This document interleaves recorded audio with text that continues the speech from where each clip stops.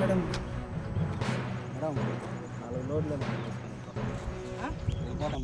ಭಾರತೀಯ ಜನತಾ ಪಕ್ಷ ಅಧಿಕಾರಕ್ಕೆ ಬಂದಿದೆ. ಎಲ್ಲಾ ಪಾರ್ಟಿನಲ್ಲಿ ದಿನೇ ದಿನೇ ವರ್ಚಸ್ಸು ಕುಗ್ತಾ ಇರುತ್ತೆ. ಇವತ್ತು ನಮ್ಮ ಮೋದಿ ನರೇಂದ್ರ ಮೋದಿ ಅವ್ರ ವರ್ಚಸ್ಸು 12 ವರ್ಷ ಆಗಿದೆ ಅವ್ರ ಅಧಿಕಾರಕ್ಕೆ ಬಂದು, ಆದ್ರೆ ಕೂಡ ಅವ್ರದ್ದು ಹೆಚ್ಚುತ್ತಾ ಇದೆ. ಇವತ್ತು ನೀವು ನೋಡ್ಬೋದು ವೆಸ್ಟ್ ಬೆಂಗಾಲ್ ಅಲ್ಲಿ ನಮ್ಮ ಫಸ್ಟ್ ಟೈಮ್ ಮೊನ್ನೆ ಮಮತಾ ಬ್ಯಾನರ್ಜಿ ಗೆದ್ದಾಗ ಹಿಂಸಾಚಾರ ಮಾಡಿ ನಮ್ಮ 60 ಜನ ಹಿಂದೂ ಯುವಕರನ್ನ ಅಲ್ಲಿ ಕೊಂದಿರ್ತಾರೆ, ಅದೇ ಹತ್ಯೆ ಮಾಡಿರ್ತಾರೆ. ಇವತ್ತು ಜನ ಅಲ್ಲಿ ಮನೆ ಬಿಟ್ಟು ಆಚೆ ಬರಕ್ ಕೂಡ ಆಗ್ತಾ ಇರ್ಲಿಲ್ಲ, ಒಂಥರ ಸರ್ವಾಧಿಕಾರ ಧೋರಣೆ ಆಗ್ತಾ ಇತ್ತು.